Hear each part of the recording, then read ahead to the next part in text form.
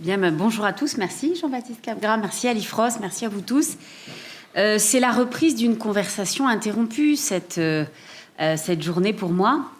Et je tiens tout de suite à dire que c'est une conversation franco-québécoise depuis de fort nombreuses années. Je suis ravie de retrouver les collègues du Québec ici parce que assez peu de choses que nous allons évoquer aujourd'hui existeraient s'il n'y avait eu la bienveillance permanente, les échanges toujours fructueux, passionnants entre nos collègues du Québec et nous-mêmes, quand nous étions un petit peu tout seuls, quand nous étions incertains de vers quoi nous diriger, nous regardions vers le Québec et le Québec nous accueillait en nous disant voilà comment nous avons fait, voilà pourquoi nous avons fait comme ça, voilà ce que nous avons obtenu peut-être.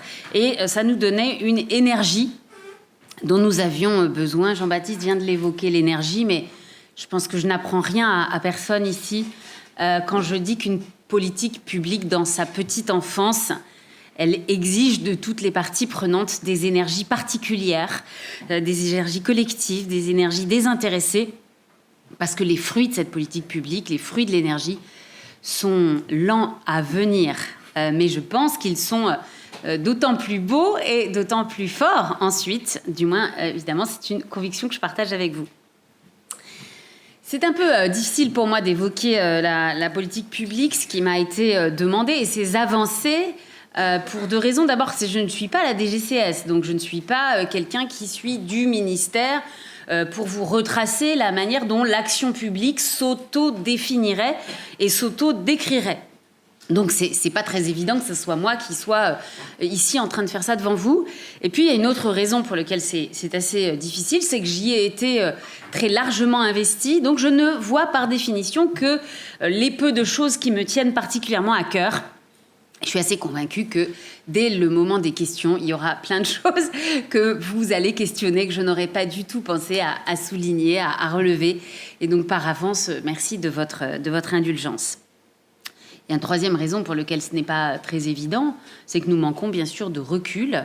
Les dernières années et ce qui a été posé dans cette politique publique se sont succédés à un rythme soutenu qui laisse sans doute assez peu de place au recul et a fortiori à une évaluation, je ne vais pas dire scientifique, mais en tout cas argumentée, robuste. Ce sont donc des petites choses fragiles que je vous présente, des intuitions d'un récit plutôt que quelque chose de proprement fondé. Je pense que le sujet des maltraitances passionne les Français.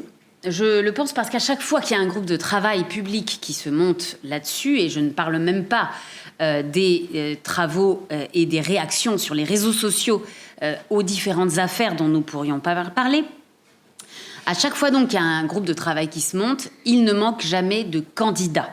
Ça ne veut pas dire que ces candidats vont très bien, mais en tout cas, ils sont au rendez-vous. Ils sont au rendez-vous pour dire ce qu'ils arrivent ou n'arrivent pas à faire. On trouve en tout cas des mobilisations nombreuses.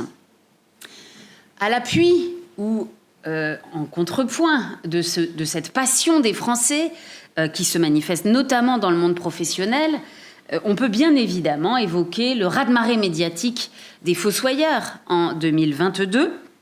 Mais si on voulait aller à l'autre bout du scope ou du scope des âges, en tout cas, on pourrait citer aussi le rapport de l'IGAS sur les crèches, sur les maltraitances en crèche, qui a été lui aussi, alors ce n'est peut-être pas votre secteur, mais un coup de tonnerre dans le monde de la très petite enfance. Et bien évidemment, vous savez qu'un nouveau livre de Victor Castanet concerne les crèches aujourd'hui. Mais avant ce second livre était paru un rapport donc issu de la volonté politique. Ces deux points de sensibilité de l'opinion vont rencontrer une détermination nouvelle dans le champ politique. Évidemment, l'un alimente l'autre. La politique publique s'enracine dans la sensibilité de l'opinion et l'action publique, on peut le souhaiter du moins, alimente également les réflexions et les attentes de l'opinion. Nous sommes pour autant dans une politique publique nouvelle, encore peu portée dans le champ des adultes. Elle n'a pas d'instance, elle n'a pas de budget en propre, elle n'a pas de rendez-vous institutionnel, j'y reviendrai. elle dépend donc beaucoup des personnes. Et ce sont, je pense ici, des personnes qui sont présentes, au titre peut-être de leurs engagements bénévoles ou professionnels, plus que des institutions représentées, ou du moins, si ces institutions sont là, je les en remercie et elles sont évidemment les bienvenues.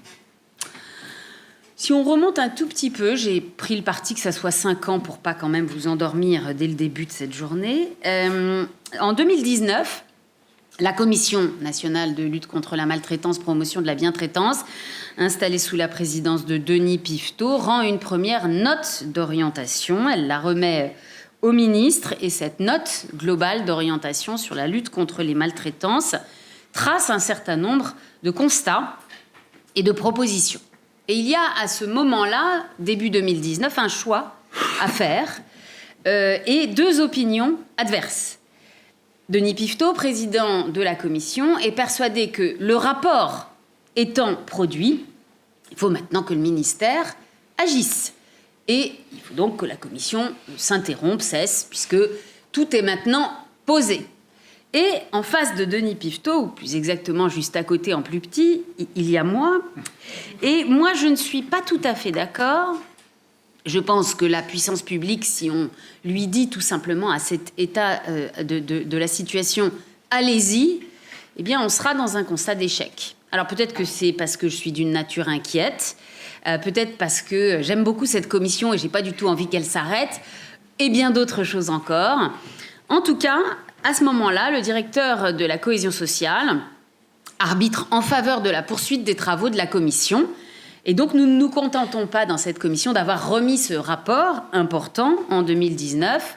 Nous continuons. Et nous continuons avec une nouvelle étape, très guidée, je le redis, par le Québec, avec une question à la fois abstraite et qui nous semble fondamentale, qui est celle de la terminologie. Un des problèmes que nous avions antérieurement en matière de maltraitance et de lutte contre les maltraitances, c'était que dès qu'on commençait à travailler, s'affrontaient un certain nombre de conceptions différentes de ce qu'étaient les maltraitances ou la maltraitance. Ça pouvait être le cas dans une équipe clinique, dans une équipe de services à domicile. Ça pouvait être le cas pour un juriste, pour un acteur de la protection juridique des majeurs. Il y avait autant de définitions que d'acteurs. Et puis, il y avait tous les publics possibles, de l'enfance au grand âge, toutes les sensibilités, plutôt juridiques, plutôt psychologiques, plutôt sociologiques. Et on avait quand même le sentiment qu'on passait un peu notre temps à refaire le match. Et on recommençait, mais qu'est-ce que vous appelez maltraitance, etc. Or, il est impossible de faire une politique publique quand on n'a pas une terminologie. Ça ne veut pas dire, évidemment, que la terminologie qui est aujourd'hui en vigueur, dont je vais vous parler, est la terminologie, est la définition, mais c'est une définition. Et dans ces 5 dernières années, c'est un moment fondateur de la politique publique. Avec cette spécificité, et ce sera l'espèce de paradoxe de ces 5 années, de lenteur et de rapidité. Lenteur parce que vous le verrez, pour la définition, et ça sera le cas aussi des états généraux des maltraitances, comparativement à d'autres démarches du même type, nous avons pris beaucoup plus de temps. Pour la définition des maltraitances, ça a été 1 an et demi de conférences de consensus. Pour les états généraux des maltraitances, 5 mois de concertation publique. J'y reviendrai. En fait, ce sont des délais longs.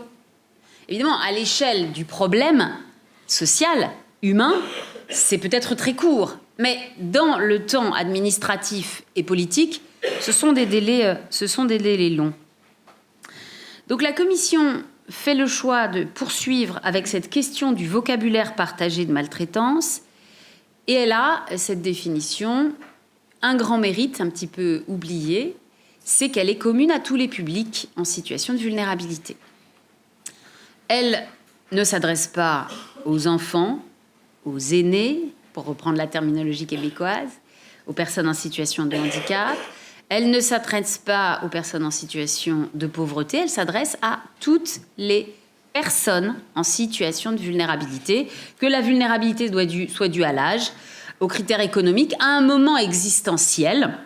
On a parlé de juste après un divorce, on a parlé des jeunes majeurs par exemple, mais juste après un diagnostic de cancer, on est également en situation de vulnérabilité, même si on n'est pas encore diminué par la maladie.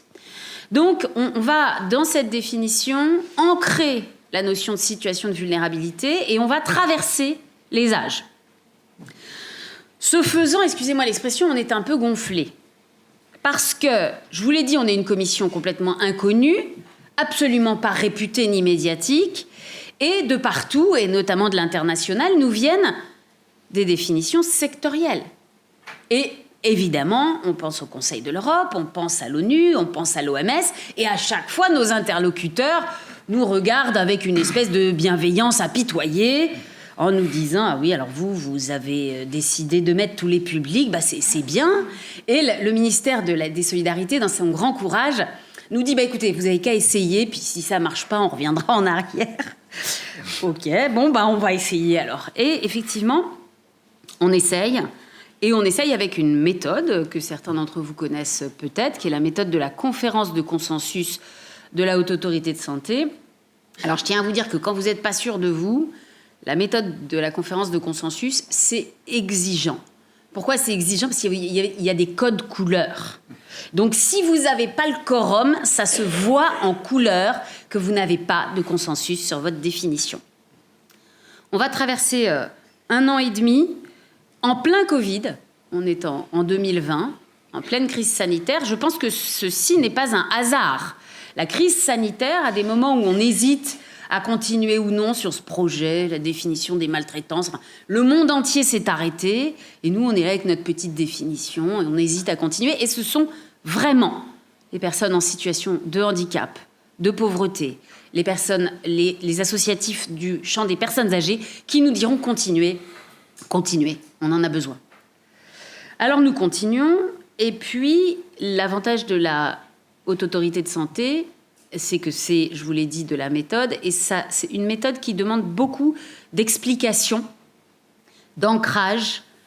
Autrement dit, et ça sera le cas aussi dans les états généraux des maltraitances, on est beaucoup amené à argumenter ce qu'on fait, ce qu'on dit, à expliquer. Et vous avez tout en ligne. C'est-à-dire que tout ce qu'on a fait de cette conférence de consensus jusqu'aux états généraux est grâce à nos appuis méthodologiques très disponibles et notamment pourquoi pas, à la recherche. Nous arrivons à la fin de 2020 et au miracle, il y a consensus. Je dis au miracle parce qu'il y avait 3 étapes de vote. Dans les 2 premiers, c'était absolument un carnage de dissensus. Et donc, allait-on y arriver avec des rebondissements et notamment du côté de la protection de l'enfance, le GIP, France Enfance Protégée, qui était à l'époque le GIP Enfance en danger, fait une déclaration en conseil d'administration que cette démarche de consensus est une menace à la sécurité de l'enfant. Vous voyez qu'on va loin. Donc l'idée que nous rebalisions les définitions et les lignes entre les enfants et les adultes, ça n'allait pas du tout de soi. Les acteurs de l'enfance disaient « Nous avons travaillé depuis 30 ans, nous avons détaillé des choses sur la négligence, sur la violence. Vous venez rebalayer tout, vous allez nous faire repartir à zéro, quoi. » Bon, et nous, évidemment, notre idée, c'était de dire au contraire, on va emprunter à ce que vous avez comme avance dans le secteur de la protection de l'enfance, de l'enfance en danger, pour définir ces maltraitances, en retenir donc 2 axes, les violences et les négligences, mais avec évidemment toujours la résonance du Québec qui nous aide. Donc violence et négligence dans un certain contexte. Je ne reviens pas sur l'ensemble de la définition. Peut-être juste un mot quand même sur la deuxième chose qui me semble intéressante à évoquer ici sur cette définition et cette démarche. Non seulement elle concernait aussi bien les adultes que les enfants, et non seulement elle parlait de situation de vulnérabilité, donc elle renforçait encore cette terminologie, mais elle parlait de la maltraitance en héritage des réflexions sur les enfants comme d'une atteinte au développement.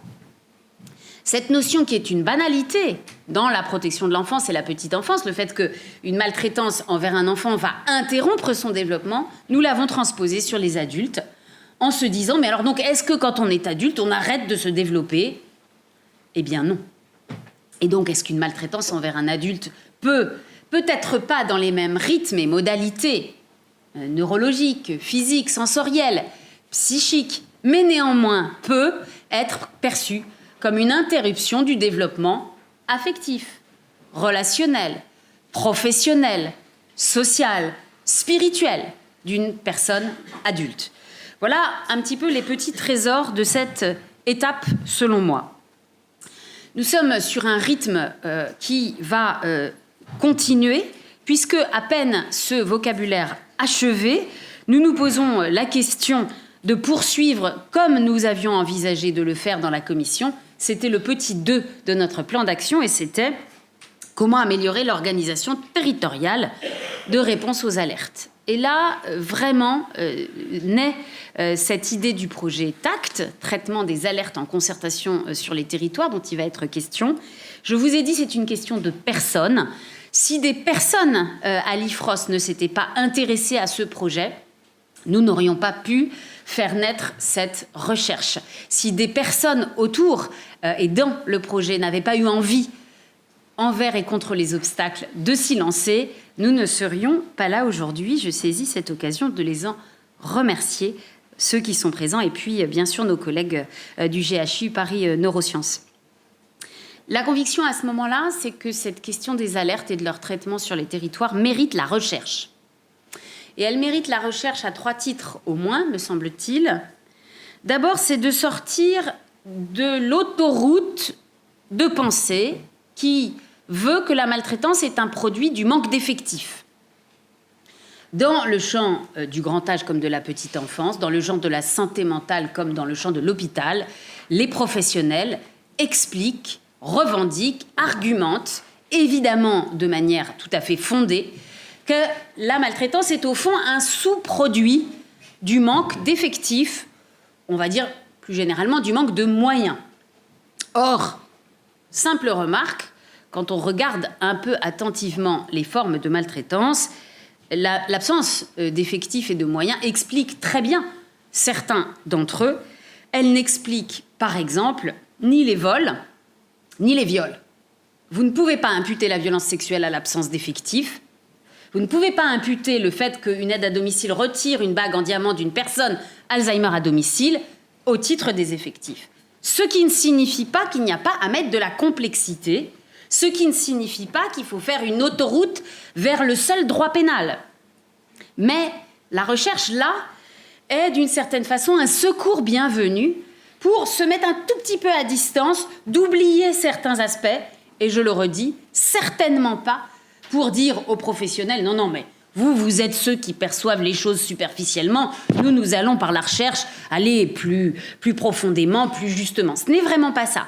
L'idée, c'est de compléter.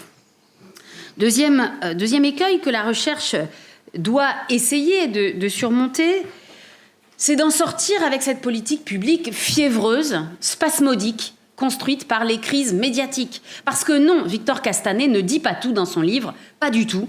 Je pense que nous sommes nombreux ici à l'avoir lu, ce livre, à y avoir trouvé des choses, et à aussi avoir considéré qu'un certain nombre de considérations n'étaient tout simplement pas celles qui auraient été les nôtres. Bien sûr que la société, le corps social, a manifesté une reconnaissance sans précédent envers ce journaliste d'investigation. Bien sûr que des familles et un pays entier a dit sa gratitude. Bien sûr que nous avons le droit et même, je crois, le devoir de ne pas considérer que Victor Castanet doit seul être responsable de notre politique publique. Et on pourrait dire la même chose pour toutes les grandes crises médiatiques périodiques, qu'elles soient la canicule, qu'elles soient des faits divers, comme on les appelle, qui ne manquent jamais. Troisième chose que la recherche doit permettre à ce moment-là, c'est l'injonction sans profondeur des pouvoirs publics. Alors, peut-être que Guillaume et Estelle y reviendront, mais quand Acte commence, à notre grande stupéfaction, nous voyons tout de suite qu'il existe une circulaire fort ancienne qui prévoit que les autorités des territoires s'organisent et s'articulent pour répondre aux maltraitances. C'est une circulaire qui a 20 ans, et c'est une circulaire qui n'a pas exactement forcément marqué la politique publique des 20 dernières années. Il y a donc dans l'idée de la recherche quelque chose d'une mise en tension du politique, quelque chose d'une adresse pour lui dire, écoutez, soyez sérieux avec ce sujet, balancez comme ça aux administrations, c'est formidable, vous allez vous organiser, ça n'est pas sérieux. Donc, 3 enjeux au moins. Et puis, un moment aussi important pour la politique publique parce qu'il y a un nouveau financeur. On est bien content. On les cherche, les financeurs. Et c'est la CNSA. On l'a remercié tout à l'heure. La CNSA se positionne comme financeur de ce projet de recherche. C'est la première fois que la CNSA se positionne sur la question des maltraitances grâce à l'équipe, grâce à ce projet. Vous allez me dire, financeur, tant mieux pour vous, et puis la CNSA, pourquoi pas? Oui, pourquoi pas? En effet, c'est important que cet acteur se positionne, parce que s'il ne se positionne pas, il y a des conséquences. Je vais vous en donner un tout petit. Il y a une grille d'appréciation de la dépendance des personnes âgées à domicile qui est utilisée, et c'est un outil, naturellement, qui est un outil construit par la CNSA et revu par les équipes avec les correspondants cliniques et les correspondants des départements, les correspondants des services sociaux. Cette grille qui apprécie les besoins des personnes âgées dites dépendantes à domicile évoque une série de choses que la personne peut ou ne peut pas faire de manière fonctionnelle, de manière cognitive, etc. Et elle évoque, par exemple, dans l'observation initiale qui est faite de la personne âgée à son domicile, elle évoque d'éventuelles traces d'agressivité. Bon. Et donc, ça, vous savez, une grille très détaillée. Mais par contre, autant cette personne dont on évalue les besoins et les capacités peut être agressive, autant elle ne peut pas être maltraitée. Il y a là un hors-champ. C'est un tout petit hors-champ de rien du tout, mais vous savez à quel point les outils vont guider l'exploration et aussi la discussion. Donc je me souviens très bien d'une discussion avec les utilisateurs de ces outils. On avait imaginé un petit webinaire avec la CNSA et on était, on devait être 400 autour de la table, ce qui montrait bien que l'absence de ce petit item n'était pas passé inaperçu pour tout le monde.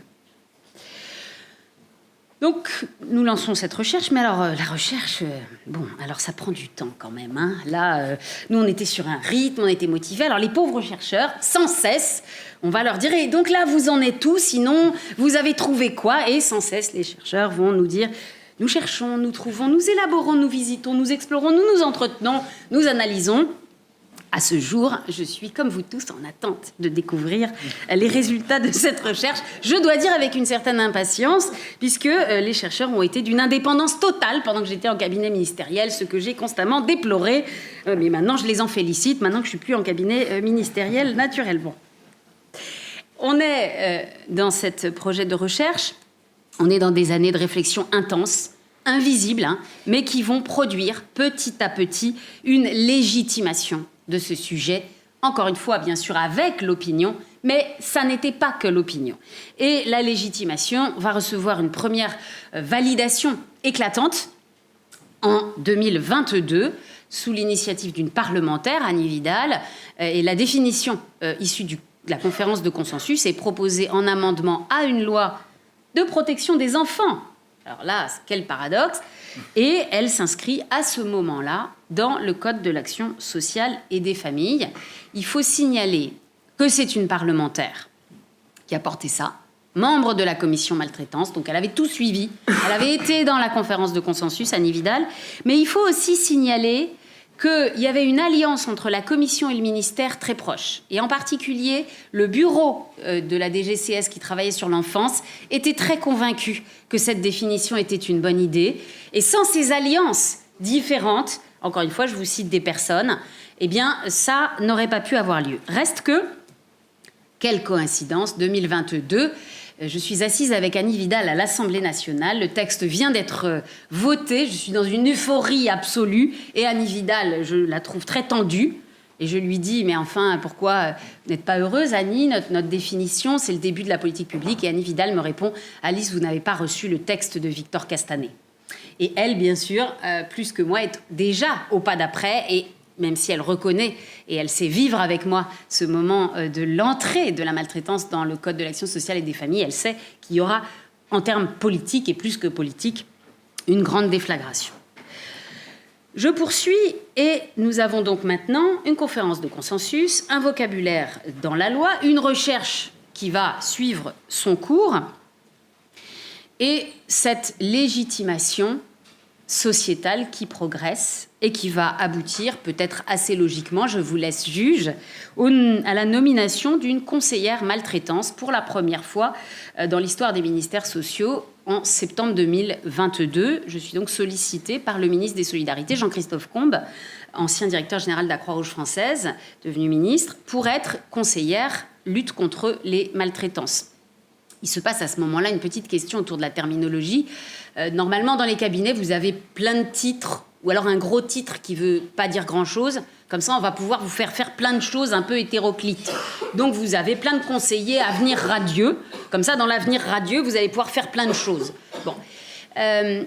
Et là, je demande au ministre d'avoir un titre qui dit uniquement lutte contre les maltraitances. Je veux avoir ce seul objet et je dis au ministre, sinon je ne viens pas. Parce que, à titre personnel, je sors de 2 ans et demi d'expérience de la commission Sauvé, la CIAZ, la commission sur l'investigation des abus sexuels dans l'Église catholique, et que ces 2 ans et demi m'ont marqué, à plus d'un titre, mais au moins un, que j'aimerais citer, à savoir la production permanente d'euphémisation et de minimisation de l'Église catholique concernant les violences sexuelles faites aux enfants. Constamment, il s'est agi de difficultés de prêtres avec les enfants pour évoquer des crimes sexuels. Donc quand j'arrive au cabinet, je n'ai pas envie d'être la conseillère difficulté, ni la conseillère ça ira mieux après. Le ministre accepte et vous voyez qu'on est dans un air du temps, hein, parlementaire, opinion, journaliste, politique. Ce qui est intéressant sur cette nomination nouvelle, que évidemment, en tant que militante, je salue avec beaucoup de joie, c'est qu'elle se reproduira au moment du premier remaniement ministériel. Aurore Bergé arrive au cabinet, arrive en tant que ministre, elle renouvelle ce poste. Nouveau remaniement, Fadila Khattabi prend le ministère, elle renouvelle ce poste. Et il y a quelques jours, Paul Christophe vient à son tour de renouveler ce poste. Je vous le dis parce qu'on n'en est pas encore sûr et qu'à chaque fois, on revérifie. C'est vous dire si on en est au début. C'est qu'on est d'un naturel confiant, mais prudent quand même. La volonté d'un ministre seul, moi je m'en rends compte quand je suis au cabinet, ça sert à quelque chose, mais c'est quand même assez limité. Pourquoi ? Vous savez, le ministère des Solidarités, quand vous regardez l'organigramme du gouvernement, au début, vous pensez que vous êtes conseillère, c'est génial, vous êtes en haut du monde, et puis à la fin, ah oui, c'est en bas, d'accord. Donc la volonté d'un ministre des Solidarités, c'est bien, mais pour porter une politique ambitieuse, en réalité, il faut beaucoup plus que ça. Dans les interactions interministérielles, dès que vous demandez à vos collègues de la justice... Alors, est-ce qu'on pourrait imaginer une procédure accélérée pour les personnes très âgées ? Parce que sinon, elles subissent et le procès, en fait, n'aura jamais lieu de leur vivant. Et vos collègues du cabinet du ministre de la Justice, d'abord, mettent très longtemps à répondre. Vous relancez, vous êtes d'un naturel tenace. Et puis, quand finalement vos collègues vous répondent, ils vous disent de toute bonne foi, mais le texte existe. C'est déjà prévu. Ah bon ? C'est déjà prévu, on est content de le découvrir. Donc, être dans un cabinet ministériel, évidemment, ça ne suffit pas. Et une nouvelle fois, il faut les corps intermédiaires, il faut les associations, il faut les personnes. Il faut leur énergie, il faut aussi les instances. Et à ce moment-là, de la politique publique, la Conférence nationale de santé, la Haute Autorité de santé, le Haut Conseil de la santé publique et l'Inspection générale des affaires sociales vont toutes être mandatées pour travailler sur ce sujet. Le Haut Conseil de la famille, l'enfance et l'âge, dans les États généraux ensuite, le Haut Conseil du travail social, au point que mes collègues se moquaient de moi au cabinet en disant « Alice, elle va nous faire une nouvelle saisine cette semaine. » Bon.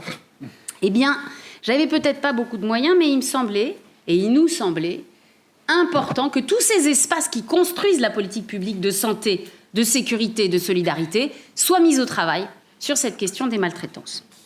Puis, bien entendu, il fallait poursuivre non seulement avec ces espaces institués, mais aussi avec les associations et les personnes. Et c'est l'expérience des États généraux des maltraitances en 2023. Les États généraux des maltraitances, dans notre esprit, initialement, on l'a appelé un bébé Grenelle. On avait en mémoire le Grenelle des violences faites aux femmes, et ça nous inspirait.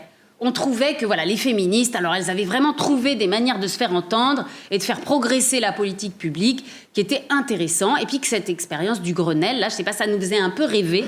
Alors bon, nous, on n'avait pas le président de la République, c'est pour ça qu'on l'appelait le bébé Grenelle, mais on était quand même très convaincus qu'il fallait être dans cet état d'esprit. Être dans cet état d'esprit, ça avait ce côté intéressant qu'on allait chercher des acteurs qui étaient là dans Tact depuis le début, mais qui n'étaient pas quand même toujours très réguliers dans nos assemblées. La police, la gendarmerie, la justice, l'aide aux victimes aussi, dont on avait constaté qu'en fait, oui, bien sûr qu'il y avait de l'aide aux victimes, mais on pense naturellement à tout ce qu'a construit l'association Alma et Robert Hugonneau et ensuite ses successeurs. Mais il y avait à côté France Victimes et toutes les fédérations d'aide aux victimes, et ça n'avait pas l'air d'être complètement des mondes superposés, bien sûr, qui se parlent, mais ça nous semblait important de les associer. Comme on était inexpérimentés, on s'est dit, pour une concertation publique, il faut du temps. Rétrospectivement, par exemple, les états généraux des maltraitances qu'avait organisé Adrien Taquet, il a duré 2 journées de table ronde. Nous, ça a duré 5 mois. C'est le bénéfice de l'inexpérience, c'est qu'on se dit qu'il faut vraiment faire quelque chose, et après on découvre qu'on a fait, en réalité, à un rythme beaucoup plus exigeant en cabinet ministériel que certains prédécesseurs.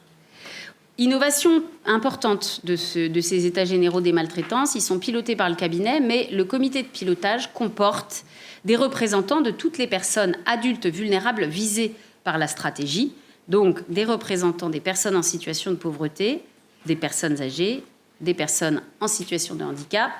Et notre méthodologie, c'est pas la HAS, cette fois c'est la Commission nationale du débat public.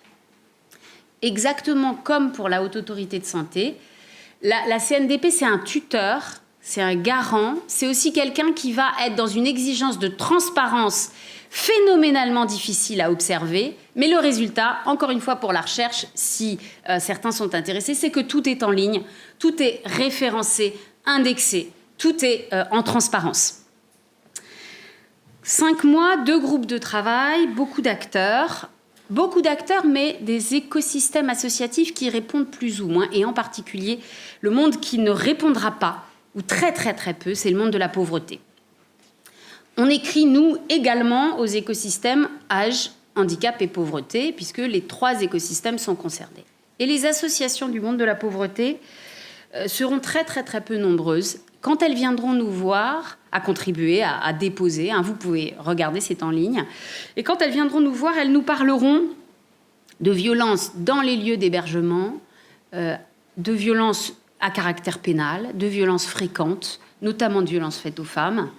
Elles nous parleront de banalisation de ces violences, mais elles nous parleront aussi de l'omerta et de la maturité très débutante qui règne dans ce secteur concernant le fait de faire sortir ces alertes par rapport aux personnes en situation de grande pauvreté hébergées. Ce sera un regret pour nous de voir que la suite des États généraux, peut-être que c'était écrit d'avance, sera une stratégie nationale qui ne retiendra pas le champ de la pauvreté dans son scope, qui se concentrera, c'est la stratégie lancée en mars 2024, sur les personnes âgées et en situation de handicap. Je vous le redis, on a eu beaucoup de remaniements. Alors à vivre quand on est dedans, c'est assez fatigant, mais pour l'action publique, c'est vraiment phénoménalement freinant. Et pourtant, ce qui est assez frappant, c'est que ça continue. C'est que ces états généraux de mars à juillet viennent de s'achever et remaniement. Jean-Christophe Combes, disparaît de l'horizon ministériel. C'est Aurore Bergé qui arrive, et Aurore Bergé demande la restitution des États généraux en octobre 2023. Il y a 5 ministres présents pour cette remise des États généraux: les droits des femmes, les mineurs, les personnes en situation de handicap, l'autonomie et la santé. Et je me souviens d'un certain nombre d'amis avec qui on chemine depuis quelque temps, présents dans la salle Larocque du ministère, se disant que c'était assez sympa d'avoir tous ces ministres. Bon, on verrait bien ce que ça donnerait, mais il y avait quand même là aussi, qu'on le veuille ou non, un marqueur d'intérêt qui nous importait et qui nous importe.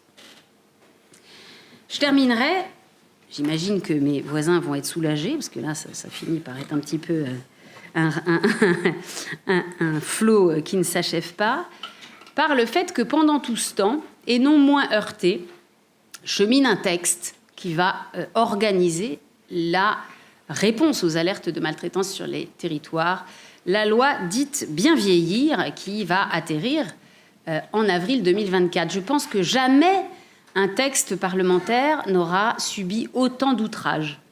Ça n'en finit pas d'être examiné une demi-journée, puis c'est fini, puis 6 mois plus tard, une autre demi-journée. Je ne sais pas si vous voyez dans la bande dessinée, vous savez, on balaye une demi-dalle, puis on souffle un peu, puis on balaye une autre demi-dalle. C'est tout à fait ça, cette loi. C'est-à-dire que non seulement elle progresse à un rythme incroyablement lent, et on n'en finit jamais de la perdre et de se dire « c'est foutu, quoi ». Et en même temps, alors, s'il y a une unanimité, c'est que c'est nul, ce truc. C'est nul puisqu'il n'y a pas d'argent. Donc, c'est une escroquerie. Ça n'est pas la loi grand âge. Et comme ça n'est pas la loi grand âge, c'est donc rien. Donc, ce texte, toujours porté par Annie Vidal, on peut à la fois s'en féliciter et se poser la question de toujours les mêmes personnes là autour de cette cause. C'est une fragilité, hein, on se le redit, même si on ne saluera jamais assez son engagement. Et donc, ce texte chemine, incroyable ténacité d'Annie Vidal, qui se prend mais à l'Assemblée, mais ça n'en finit pas. Mais Madame Vidal, vous tuez les vieux. Enfin, c'est vraiment horrible, avec une atmosphère que vous connaissez. Hein. Vous avez peut-être vu ça. Et puis, nous, au cabinet, il y a plein d'urgences. Et moi, je suis juste une toute petite conseillère qui dit « Non, ce texte, gardez-moi ce texte, gardez ce texte, s'il vous plaît, ce texte. » Et nous construisons un texte qui organise une réponse territoriale. Souvenez-vous, hein, on s'était dit qu'il fallait sortir de l'injonction de la politique publique qui disait au territoire allez-y, organisez-vous avec une circulaire. Le texte prévoit quoi? Le texte voté en avril 2024, ce texte parlementaire, donc cette proposition parlementaire de loi, d'abord, il explicite quelque chose qui jusque-là était implicite, à savoir le rôle des agences régionales de santé et des départements. Jusqu'ici, implicitement, à travers quelques textes et codes, vous pouviez deviner que la responsabilité de l'un ou de l'autre allait être logiquement engagée. Mais cette fois, c'est écrit que l'ARS s'occupe de quelque chose et le département s'occupe de quelque chose. Cette loi instaure une centralisation des alertes et elle y rattache à cette centralisation administrative sur les territoires le numéro d'alerte que vous connaissez, le numéro national 3977. Jusqu'ici, il revenait aux responsables bénévoles dans chaque territoire de défendre auprès des autorités qu'eux aussi recevaient des alertes, que ces alertes n'étaient pas des sous-alertes, c'était des vraies alertes, que les bénévoles avaient de vraies compétences et qu'il fallait vraiment entendre les choses qu'ils transmettaient. La loi de 2024 dit effectivement cette ligne téléphonique et les alertes qui sont reçues doivent être considérées comme unifiées avec les circuits qui vont concerner les départements et les agences régionales de santé. Autrement dit, il n'y a plus à demander aux bénévoles d'ALMA 3977 de supplier d'être écoutés. Ils doivent être entendus au titre de l'expertise et du rôle qu'ils remplissent. La deuxième chose importante qu'instaure cette loi, c'est qu'on aime beaucoup les pouvoirs publics, mais comme on les aime, on les a à l'œil. Et donc, si vous laissez tout seuls les pouvoirs publics, ils sont comme nous, hein, ils font un peu ce qu'ils veulent faire, ils ont le temps ou ils n'ont pas le temps, ils ont un rythme ou ils n'ont pas un rythme, ils ont tout ça. Et la recherche Action Tact était très éclairante depuis le début sur certaines sensibilités de directeurs généraux d'ARS, certaines sensibilités de présidents de département qui poussaient dans un sens, ou bien, il faut le dire, dans un autre, quant au traitement des alertes de maltraitance. Et donc, qu'est-ce que instaure cette loi ? Elle instaure la transparence démocratique en matière de maltraitance. C'est-à-dire qu'elle dit, chaque année, ce qui s'est passé sur le territoire doit être débattu en commission régionale de la santé et de l'autonomie, en CRSA. La CRSA, c'est l'espace santé-autonomie de transparence et de discussion avec les représentants des écosystèmes. Il n'est pas normal que la CRSA ne sache pas combien il y a d'alertes, où elles sont, sur qui elles sont, qu'est-ce qu'on en a fait, combien ont été au parquet, combien ont donné lieu à une inspection-contrôle. Tout ça n'existe absolument pas. Donc la visée de la loi, c'est d'instaurer non seulement un circuit unifié, mais aussi des remontées de transparence régionale et puis des remontées nationales. Il y a une petite chose que j'aimerais dire sur cette loi et après j'arriverai à ma conclusion.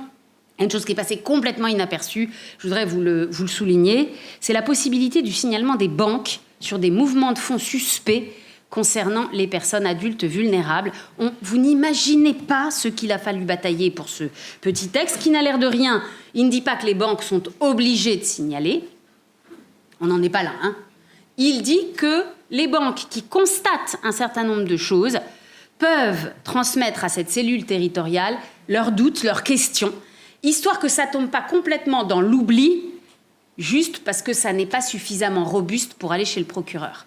Les banques nous disaient, on a des choses, mais on ne sait pas trop, puis on n'a pas le temps de creuser, puis on ne sait pas ce qu'on peut demander, ce qu'on ne peut pas demander, mais on voit bien qu'il y a des mouvements. Bon, et on ne va pas commencer à recevoir monsieur, sa nouvelle compagne, sa fille qui est avec un nouveau compagnon. Enfin, tout ça, c'est trop compliqué.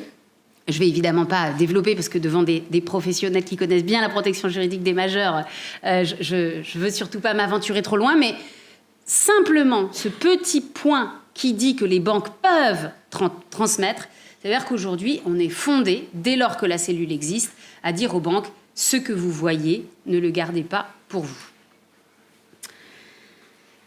Je terminerai pour dire que l'argent est prévu pour cette loi de manière minimaliste. C'est-à-dire que le budget qui est prévu finance le système d'information qui va relier l'alerte téléphonique, le circuit ARS, le circuit département. En rien, aujourd'hui, nous n'avons obtenu le financement des effectifs supplémentaires dans les territoires pour répondre à ce qui serait, on l'espère, une augmentation du nombre d'alertes, qui correspondrait à cette aspiration sociale et à cette ouverture, on peut l'espérer, de cette possibilité de parole que porte une politique publique. En mars 2024, le lendemain ou presque d'une crise médiatique et d'un documentaire mettant en cause des établissements accueillant des personnes handicapées, Fadila Khattabi lance la première stratégie de lutte contre les maltraitances qui est directement issue des États généraux, directement issue, mais souvenons-nous, en ayant perdu malheureusement l'un des éléments qui pour nous était important, à savoir les situations de vulnérabilité économique et de précarité. Et, fait du temps, cette stratégie oublie un élément que nous y avions mis, ou en tout cas elle décide de ne pas le retenir. Par contre, elle en ajoute un que nous avions enlevé, c'est l'inspection-contrôle. Nous avions enlevé l'inspection-contrôle parce qu'il nous semble que l'inspection-contrôle répond à tout un tas de nécessités, qu'il est normal que des établissements rendent des comptes sur la manière dont ils utilisent l'argent public, mais que l'inspection-contrôle avait été à ce point mise en avant dans la crise des EHPAD que ça nous semblait un peu démonétiser cette affaire-là. On avait massifié des inspections-contrôles et parfois dans des conditions méthodologiques un petit peu critiquables. Et donc, nous, on s'était dit, bon, l'inspection-contrôle, ça fait partie des outils de la politique publique, mais on ne va peut-être pas le mettre en avant dans la stratégie. Pour des raisons qui lui appartiennent, la ministre a décidé de remettre les inspections-contrôles dans la stratégie. Aujourd'hui, reste un enjeu, me semble-t-il. Le ministre vient d'entrer en fonction, un nouveau ministre. Qui le poussera à désormais habiter ce terrain un peu balisé ces dernières années ? Quel lobbying et avec quelles données et sur la base de quels éléments de recherche ? C'est un peu, je crois, cet objectif d'aujourd'hui. Et il me semble que sur cet objectif de politique publique, il faut non pas sectionner, segmenter, mais il faut rejoindre le mouvement de masse qui touche la société française et pas qu'elle aujourd'hui. Je vous lirai ici un extrait de l'ouvrage « Moi aussi » de Irène Théry, publié en 2022. Elle écrit « Le cœur du changement social porté par ces « moi aussi » est la métamorphose de ce qui était uniquement à soi, que l'on croyait destiné à n'appartenir qu'au plus intime de sa vie privée et dont on avait fait la confidence uniquement à de très proches, en un fait public et collectif, et ainsi en une question sociale et politique. Combien de bénévoles d'Alma ici présents ou non, ont entendu murmurer un certain nombre de confidences qu'on pourrait presque dire du registre privé entre cette personne qui appelait et cette personne qui écoutait. Combien de personnes dans les départements, les agences régionales de santé, les DETS, combien de personnes dans les organisations gestionnaires, dans les associations ont entendu ces confidences murmurées comme si elles n'avaient qu'une moitié de légitimité à nos yeux? Eh bien, il nous revient d'habiter, comme dit Irène Théry, la question sociale et politique. Merci beaucoup.